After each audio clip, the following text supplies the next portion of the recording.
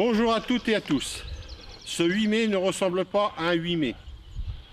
Dans cette période actuelle, si spéciale de confinement, conséquence à une guerre invisible, les conditions sanitaires ne nous permettent pas d'organiser les cérémonies ouvertes au public. Nous ne pouvons pas nous rassembler en nombre devant le monument aux morts de notre village pour nous souvenir ensemble de notre histoire. C'est là que nous voyons combien la liberté est précieuse. Au printemps 1940, il y a 80 ans, la vague ennemie avait déferlé sur les frontières nord-est et la digue de notre armée n'avait pas tenu. Ils sont ceux de 40, leur courage ne doit pas être oublié. Le crépuscule de cette étrange défaite laissait poindre l'aube d'une promesse du 8 mai 1945.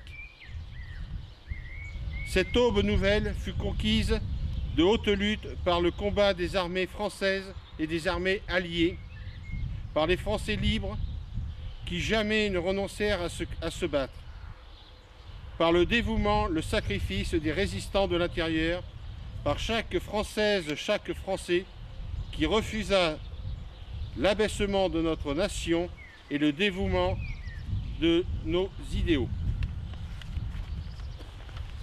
La dignité maintenue, l'adversité surmontée, la liberté reconquise, le bonheur retrouvé, nous le devons à tous ces combattants, à tous ces résistants.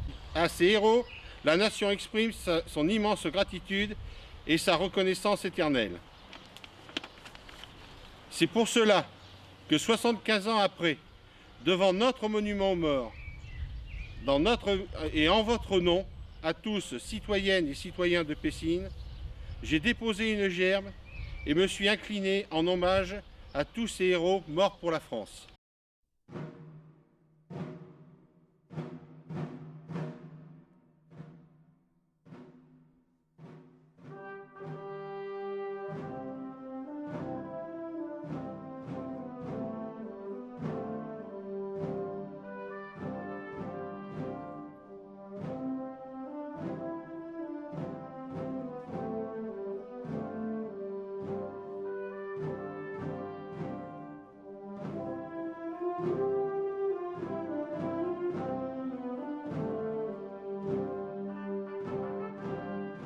Merci.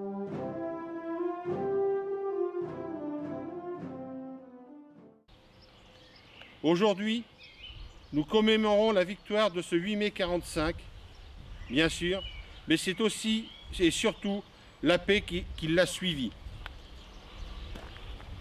C'est elle la plus grande victoire de notre beau pays. Notre combat à tous, 75 ans après, c'est le Covid-19. À nous d'écrire dans l'histoire une victoire contre un ennemi invisible. Merci à tous ceux qui luttent pour cette victoire. Vive la France, vive la République.